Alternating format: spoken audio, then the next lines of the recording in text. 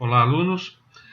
A DEPA nos enviou há poucos dias uma nova proposta de sequências didáticas e não muda muito aquilo que já vínhamos fazendo, mas há uma mudança de terminologia que eu achei bastante interessante, que é justamente o que já está aqui no meu slide de apresentação, movimentos da arte moderna. Assim começamos a sequência didática do ano letivo após o nivelamento.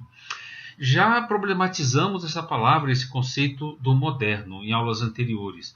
Já comentamos que, em termos historiográficos, a era moderna vai da queda de Constantinopla até a Revolução Francesa. Portanto, num sentido historiográfico, moderno já seria passado. Normalmente identificamos a palavra moderno com o contemporâneo, mas já vimos também que, em termos artísticos e até culturais, a modernidade é muito um movimento estético ligado à arquitetura e ao design do meados do século XX, 1950, Brasília mesmo seria expressão dessa busca de racionalidade baseada na função, algo que prescinde de decoração, é utilitário. Então esse é um outro conceito de modernidade ligado a Brasília, por exemplo. Mas quando entramos, por exemplo, na Wikipédia, modernidade, e vou mostrar para vocês, em outros livros, em outras referências, a modernidade começa com o romantismo, que é justamente o movimento ao qual estavam dedicados após o neoclassicismo. Então vamos seguindo nessa sequência, tentando entender de que modernidade estamos falando quando apontamos que o romantismo é o início desse movimento. E é porque, de algum modo, o romantismo, e por isso, já entrando aqui nos nossos slides, ele valoriza o indivíduo mais do que o coletivo. Já vimos essa diferenciação do universal no neoclassicismo, do particular no romantismo. Então, essa espécie de rebeldia do indivíduo, essa espécie de busca de sentido a partir do indivíduo e de suas próprias convicções, emoções, cultura, todas as suas características pessoais, é um movimento que se inicia com o romantismo. Então, vamos em frente nos slides e vou ter que falar em seguida, fechando ainda a aula sobre o romantismo, do grande gênio espanhol Francisco de Goya e Lucientes. Então, vamos fechar essa aula agora sobre o romantismo com Goya e em seguida, então, vamos adiante com os outros movimentos propostos pela sequência didática da DEPA. Então, aqui está os slides, vocês terão no AVA com as referências para estudar com mais calma e atrás de mais informação. Mas vamos lá. Origem do modernismo na página Modernismo da Wikipédia, tanto em português quanto em inglês. A primeira metade do século XIX na Europa foi marcada por guerras e revoluções turbulentas. Essas crises foram encontrando sua tradução em um conjunto de doutrinas atualmente identificadas como movimento romântico. O romantismo era focado na experiência individual subjetiva, na supremacia da natureza como um tema padrão na arte, nos meios de pressão revolucionários e na liberdade do indivíduo. E na Wikipédia em inglês, tradução livre minha, o modernismo se desenvolveu a partir da revolta do romantismo contra os efeitos da Revolução Industrial e dos valores burgueses. Então, são vários aspectos. Falamos muito da decepção romântica com o fracasso dos ideais da Revolução Francesa, que vamos focar agora em Goya também. Então, o romantismo é, na realidade, nesse sentido da história da cultura, da história da arte, o início da era moderna, por ser já uma reação a essa modernidade industrial. Tem muito a ver com a crítica ao cotidiano nas cidades, como veremos. Então, a modernidade vai se expressar nessas condições de vida ligadas à industrialização.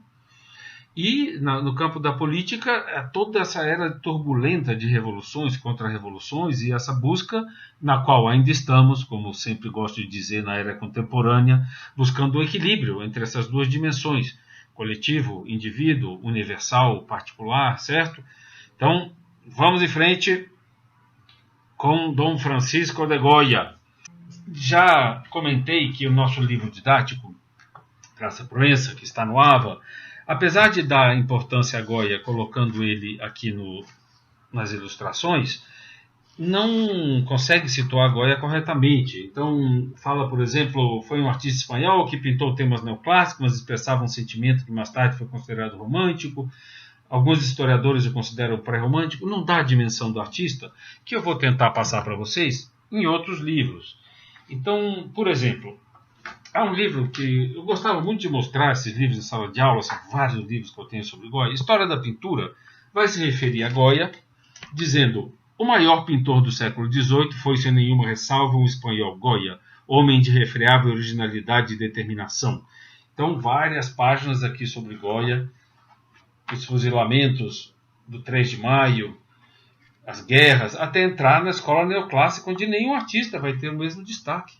Então temos Goya aqui com um capítulo exclusivamente para ele, citado como artista, o pintor mais importante do século XVIII. Mas o livro História Universal dell'Arte, em sala de aula, gosto de ler em espanhol para vocês. O capítulo 19, Romanticismo em espanhol e Realismo, começa com Goya, colocando várias ilustrações, vários quadros até aqui, destacando a importância do artista. Então, vai falar aqui muitas coisas que vamos comentar à medida que eu vou mostrar as obras.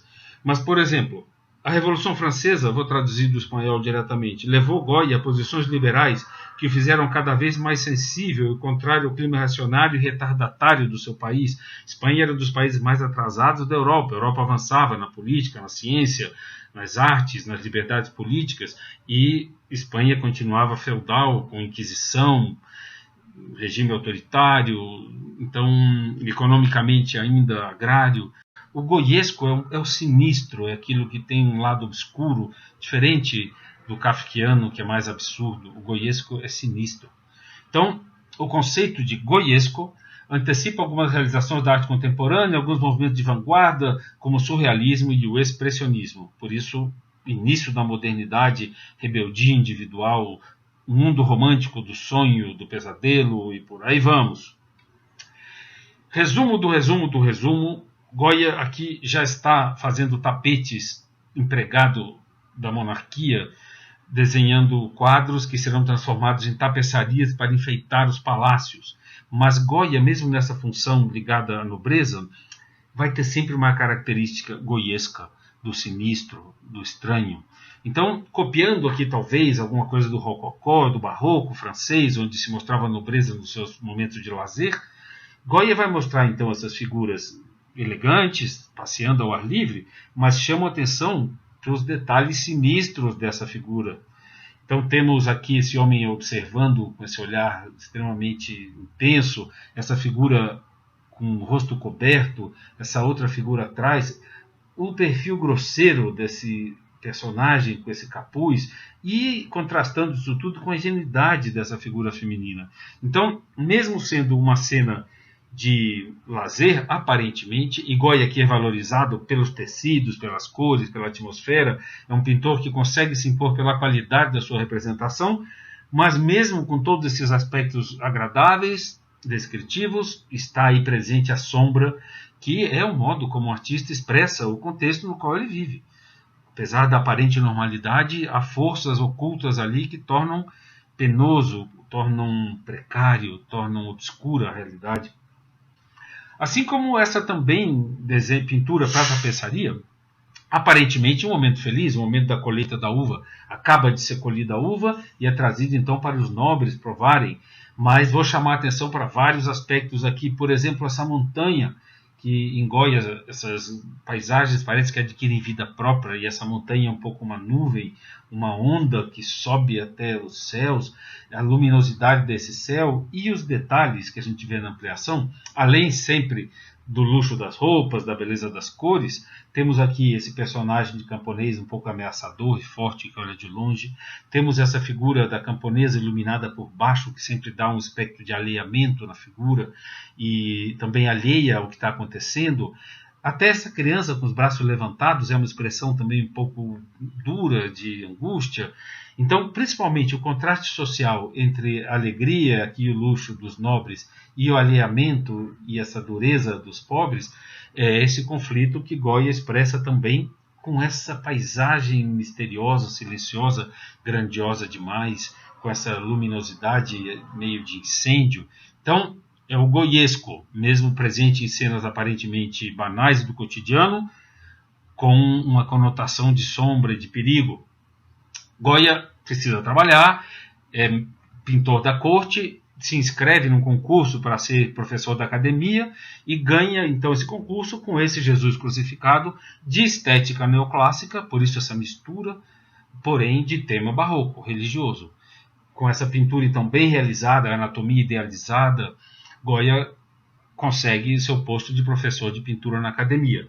Chama atenção para esse rosto gritando, seria o elemento goiesco nessa perfeição anatômica neoclássica. E aqui então, como pintor da corte, um retrato dos seus primeiros retratos importantes do primeiro-ministro, Conde de Florida Blanca. Chama a atenção que Goya se coloca quase como um anão, mostrando o quadro numa linha de autoridade que vai até o rei. E aqui temos esses elementos tecnológicos de progresso, relógio, trabalhos, mapas, um engenheiro mostrando planos de uma ponte. Então aqueles elementos neoclássicos, onde se mostra a autoridade a serviço da nação, com esses elementos de trabalho e tecnologia. O retrato não foi bem aceito, de fato é um retrato duro, a gente vê que Goya está começando e ele mesmo, como disse, se coloca como um anão, como quase uma criança na escala, pedindo aprovação para o seu trabalho. Como o trabalho não é aceito, aqui está um outro retrato, onde a figura está com muito mais aprumo e nobreza, chama atenção para as roupas, que é o que eles querem mostrar, sua riqueza, as texturas, o luxo, os botões, os enfeites, a autoridade, mas sempre com essa sombra que envolve as figuras, que de algum modo traduz essa atmosfera de perigo. Como vemos no retrato desse pequeno nobre, Dom Manuel Osório Manrique de Zúñiga, que, com sua elegância meio moura, esse cinto prateado sobre a roupa vermelha, está aparentemente brincando com um passarinho que soltou da gaiola, talvez. Chama atenção para as sombras quase abstratas do fundo, mas principalmente para esses animais que observam da sombra esse passarinho. Aqui está a assinatura do Goya no papelzinho que o passarinho segura. Então esses são os animais da noite que vamos ver junto com as corujas, que são os gatos e os morcegos, que todo esse mundo ligado à bruxaria e a esse lado obscuro da vida, o goiesco. Então, mesmo num retrato de criança, está ali acecho, como se diz em espanhol, a espreita, o perigo. E retratando os reis, chama atenção novamente para essas sombras quase abstratas em volta das figuras, para essa coisa quase patética dessa roupa tão absurda da rainha. A gente se pergunta como passava por uma porta, tinha que andar de lado. Então, os retratos são bastante realistas, ele não idealiza, a gente vê uma feição um pouco ridícula até. O tamanho do chapéu, a peruca, o excesso da roupa, parece que Goya não se furta de uma certa crítica com o seu excesso de realismo nos retratos, mas é um pintor aceito, como já disse, está consagrado pela corte, pinta o rei, os nobres, as autoridades, e talvez só nós vejamos agora, com um olhar retrospectivo, o quanto isso tem de crítica e ironia.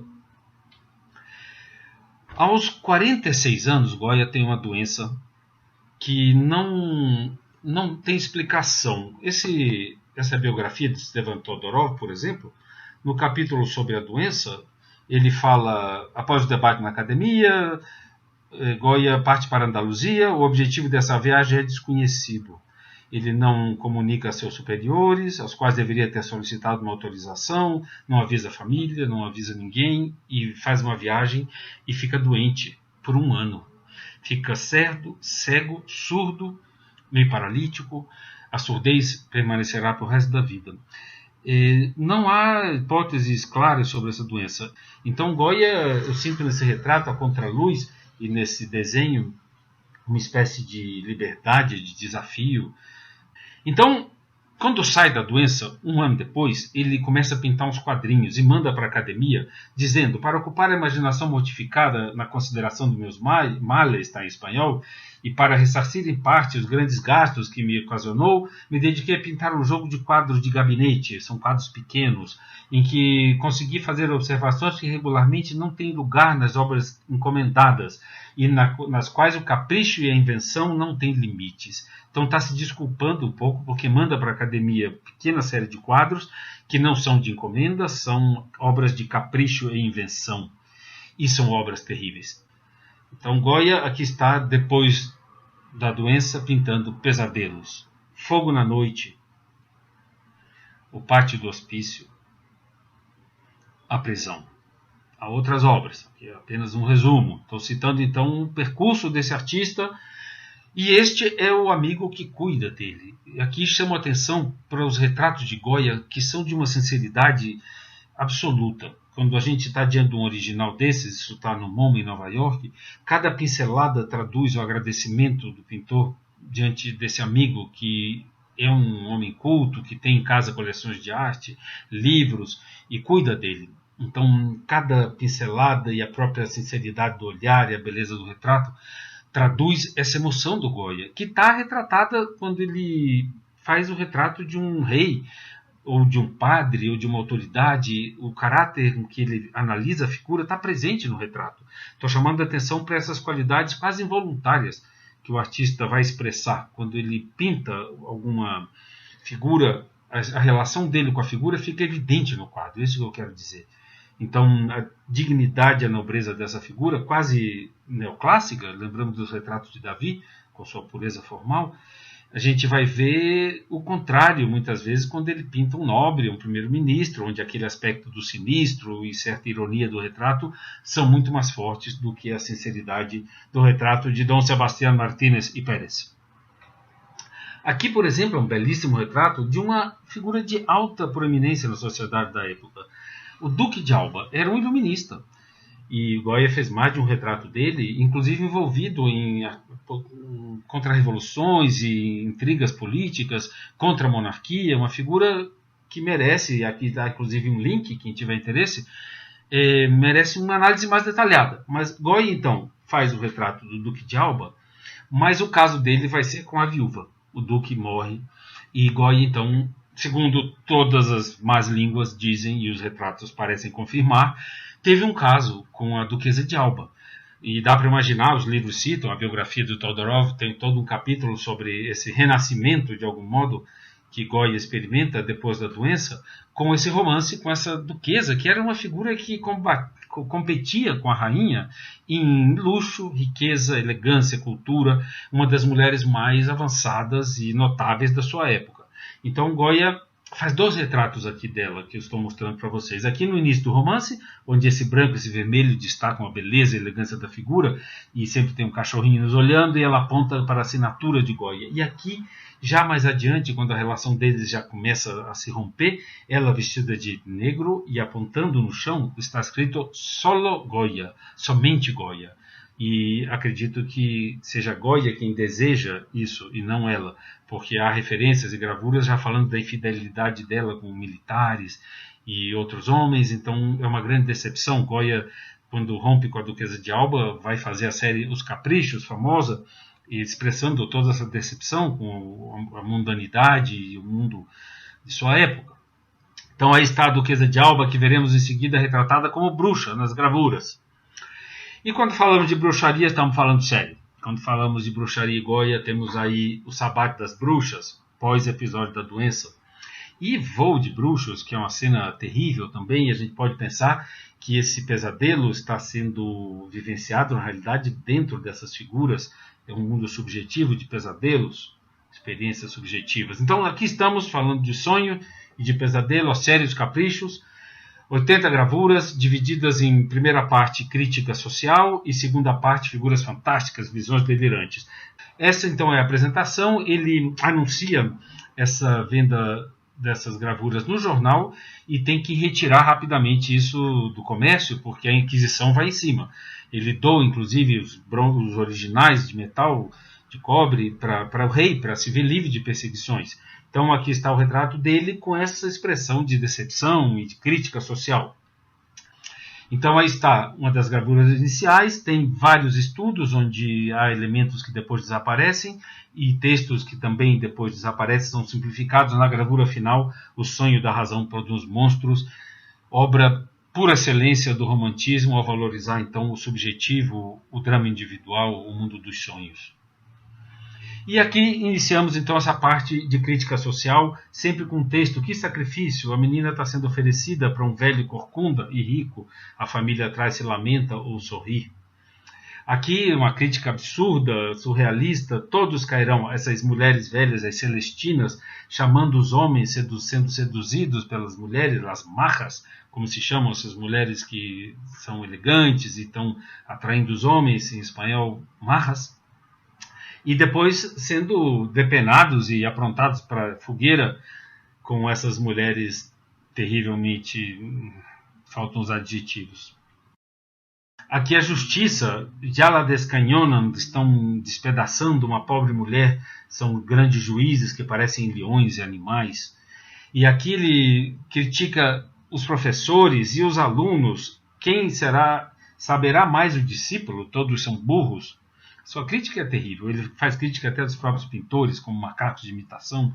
E essa gravura sobre casamentos, estou destacando ela aqui porque vamos vê-la repetida em outras séries depois, e tem relação com todo o contexto da época. Não há quem os desate, não há quem os desamarre. São os casais obrigados a viverem juntos, as meninas casavam com 13 anos, e Goya, no final da vida, vai estar com uma mulher casada, é perseguido por isso, e então fala sempre sobre esse absurdo do cotidiano que ele vivia, onde não havia nenhuma chance de um casal desse ser resolvido. Então vamos em frente. Aqui então entramos na parte de bruxarias dessa série Os Caprichos. Aqui está a Duquesa de Alba voando pelo céu com essas bruxas que a sustentam.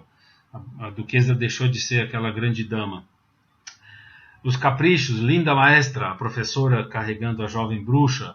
Aqui, quase humorístico, a criança sendo usada como fole para avivar o fogo das bruxas. E vamos em frente, ainda temos alguns minutos. Acho que não vou conseguir terminar Goya nessa primeira aula. O homem tem que trabalhar, continua ilustrando, pintando para as igrejas, decorando igrejas, pintando santos com toda a sua riqueza, seu luxo de ouro e dourados, pintando o rei e a rainha, mesmo com essas sombras em voltas sinistras, pintando a grande hierarquia da igreja, a grande nobreza eclesiástica, um cardeal, Dom Luís Maria de Borbone e Villabriga, um Bourbon, um príncipe da igreja, chama atenção para aquilo que já falei, quando o retrato é oficial, a sombra, o distanciamento do olhar, até a forma com que ele trabalha a pincelada, tudo sugere um distanciamento, uma certa angústia. E o famoso retrato da família de Carlos V, onde o realismo é sempre destacado, essa figura pouco inteligente do rei e da rainha, mas também a beleza das crianças e a beleza desse casal jovem, a esperança talvez de uma renovação nessa chama vermelha da roupa do Pequeno Príncipe. E Goya está aqui também, como Velázquez, no grande retrato Las Meninas. Ele se inclui no quadro, mas já na sombra, mantendo a hierarquia e os brilhos desses tecidos e dessas joias, que é na realidade o que a monarquia quer ver retratada. Famoso retrato Lamarra vestida e Lamarra desnuda. Disse que estavam no escritório do primeiro-ministro Manuel de Godoy, que apertava um botão e uma mola fazia surgir então a Marra desnuda para os seus amigos verem, porque naquele momento isso era absolutamente proibido. Não era Diana Caçadora, nem Eva no Paraíso, nem mitologia, nem igreja, nem fatos heróicos. Era absolutamente proibido pintar uma mulher contemporânea nua.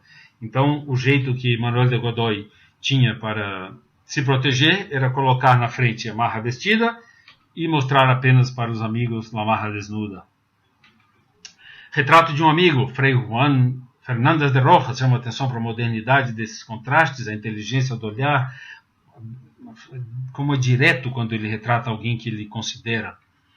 E muitas mulheres belíssimas. Aqui vou mostrar apenas duas, são das obras mais lindas de Goya, essas grandes damas da nobreza espanhola. Aqui as guerras, justamente no período das invasões napoleônicas, chama atenção aqui no detalhe para a extrema liberdade com que Goya já descreve essa cena de horror, e completamente surrealista a escala desse grande gigante que representa as desgraças que sobrepassam a nossa escala, aquela questão romântica do sublime que é o horror. Vamos em frente. Aqui então justamente o episódio que vai gerar o fuzilamento de 3 de maio. No dia 2 de maio, os espanhóis, desesperados com a invasão dos franceses, atacam uma brigada marroquina do exército francês a facadas. E chama atenção então para esse fragmento de um soldado francês degolado, que no dia seguinte então tem a resposta com os fuzilamentos e o espanhol então morto no chão. Então já falamos muito de como essa obra é uma síntese da decepção romântica diante do iluminismo, que ao chega com morte e destruição. Então ele é chamado por um general para fazer os desastres da guerra. São 3 partes. Primeiro, os desastres da guerra propriamente, depois a fome na cidade, com o cerco de Zaragoza, e depois o período absolutista, que volta depois da guerra, com Fernando VII, onde Goya então faz a crítica sociopolítica, utilizando ocasionalmente figuras de animais a modo de alegoria. Vai criticar o absolutismo e a Inquisição, que volta depois da guerra. Então aí está o general que pede a ele a série. Os desastres da guerra, onde chama a atenção, com razão ou sem ela, os franceses matando os espanhóis, e na gravura seguinte, lo mismo, a mesma coisa, espanhóis matando franceses. Então se destaca que Goya não faz uma crítica nacionalista como lhe é pedido.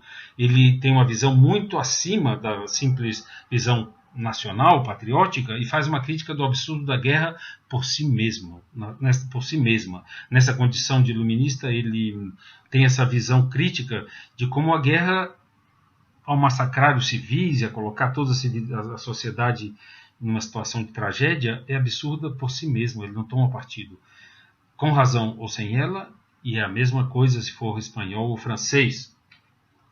Cenas terríveis, onde os enforcados ainda balançam. Essa é a modernidade gráfica, quase cinematográfica de Goya.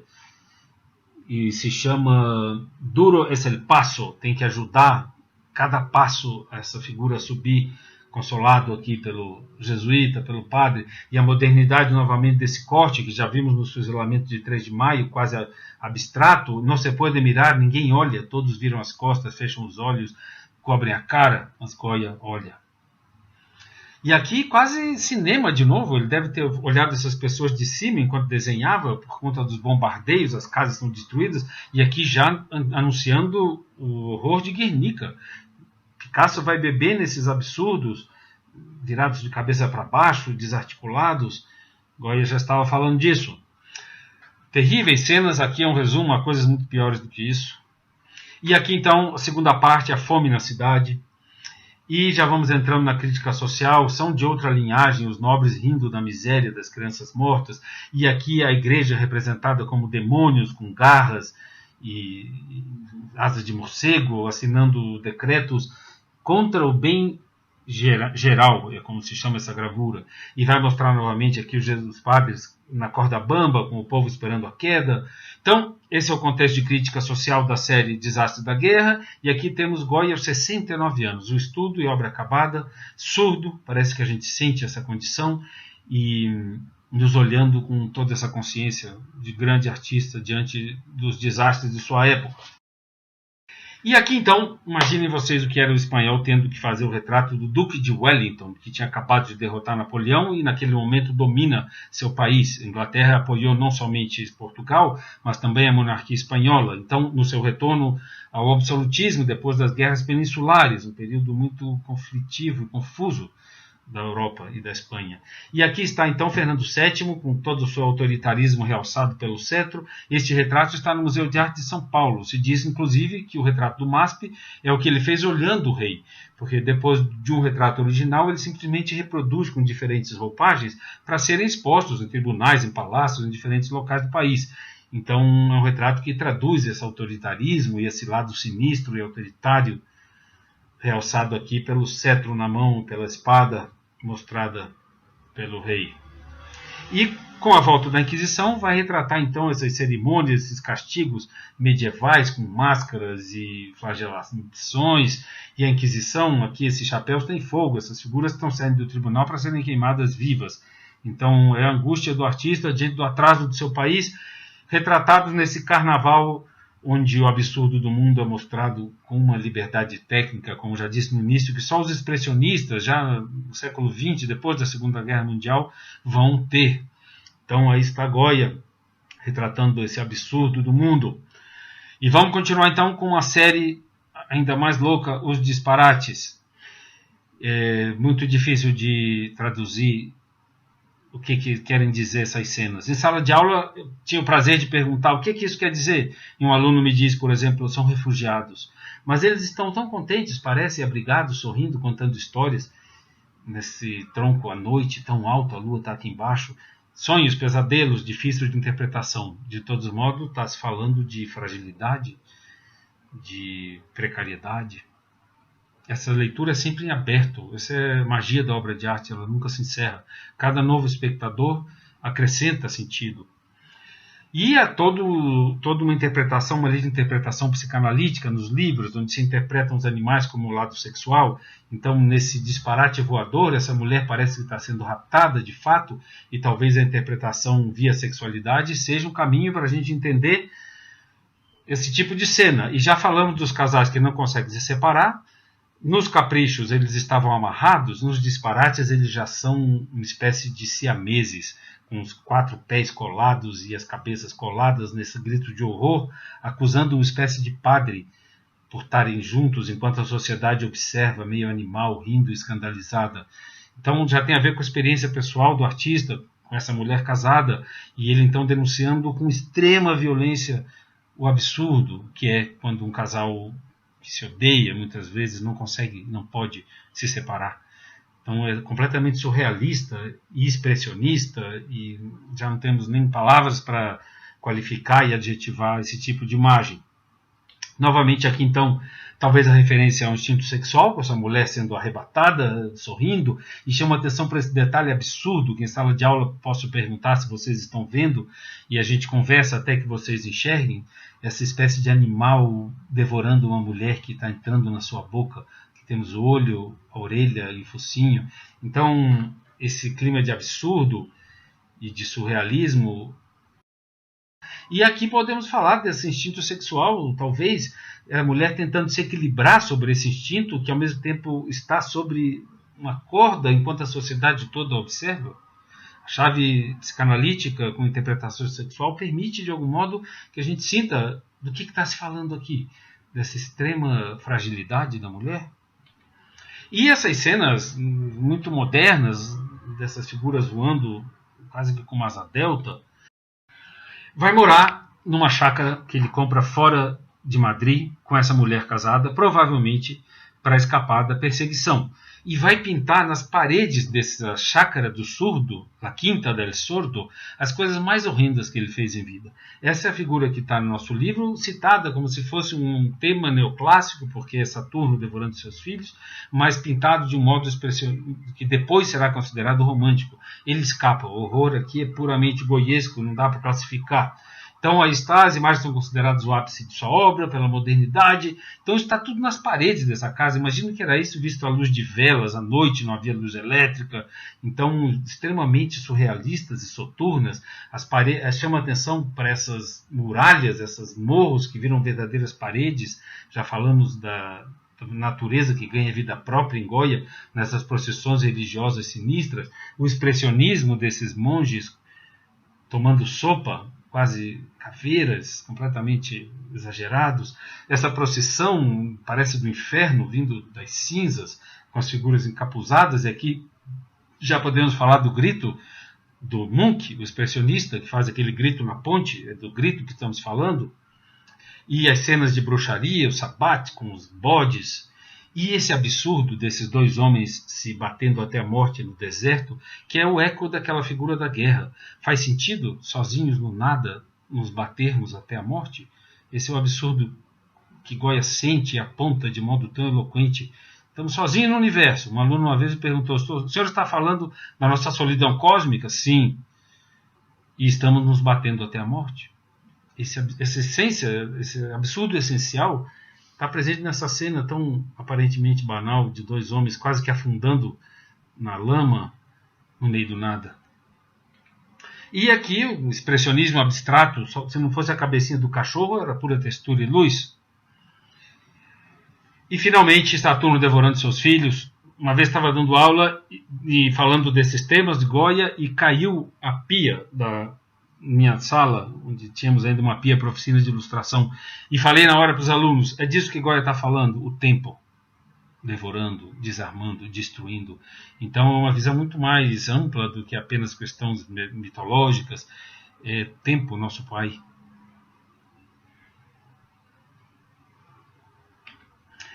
Muitos livros mostram, estamos terminando essa pintura como se fosse o final da vida de Goya. Ele já está no exílio, foi embora da Espanha, mora na França, em Bordeaux, e então seria a leiteira de Bordeaux, como se fosse um homem reconciliado, quase impressionista por esses efeitos luminosos. Mas há um pequeno álbum difícil de encontrar nos livros e nas redes até, que é o álbum de Bordeaux, que tem alguns pequenos esboços, talvez preparatórios para uma gravura. E quando eu descobri esses desenhos, me impressionaram muito. São desenhos que, para mim, é quase como se eu os tivesse feito. Esse animal de letras parece quase uma figura de Walt Disney, da Bela e a Fera, e é muito significativo que seja um animal lendo um livro enquanto riem dele.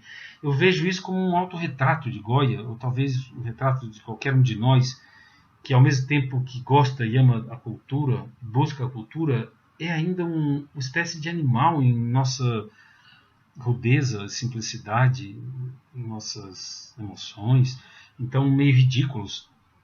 Difícil de descrever, mas é disso que Goya deve estar falando com esse animal de letras. Ainda aprendo, 84 anos à beira da morte, e mostra um velho com 2 bengalas ainda aprendendo. E ele mesmo se mostra de bunda de fora, num balanço, velho no balanço, um autorretrato. Então, como isso é crítico, irônico e livre, e se mostra dançando castanholas como o bom espanhol. Então, essa é a grandeza de Goya, imensurável, e vai criando até a morte livre e ligada às suas raízes, e de algum modo criando. Então fechamos aqui com esta aula sobre Goya. Ainda haveria muito a dizer, está lá nas aulas do YouTube. E nossa próxima aula então é Academia Brasileira, que é um conteúdo que vocês não viram ano passado. Impossível não passarmos por isso neste ano. E se estivéssemos em sala de aula, e deixo a pergunta aqui, vou cobrar no fórum, por que isto é neoclássico? Missão francesa. Por que isto é romântico? Esta é a pintura que está em alto relevo no pátio do colégio. Batalha de Guararapes, de Victor Meirelles. Por que isto é romântico? Que características tornam isto romântico? E o realismo, do qual ainda vamos falar, depois vamos voltar para a Europa, quando terminarmos esta sequência no Brasil. Há muito a dizer, mas minha pergunta é para o que já vimos em sala de aula, em aula. Por que isto é neoclássico? Quais são as referências? Quais são as características dessa arquitetura que inserem ela no neoclassicismo? Isso é a fachada da Academia Imperial, primeira versão Escola Real de Ciências, Artes e Ofícios, depois Academia Imperial, finalmente Escola Nacional de Belas Artes. Fachada neoclássica, por quê? E porque a Batalha de Guararapes é romântica. Vamos em frente, boa aula!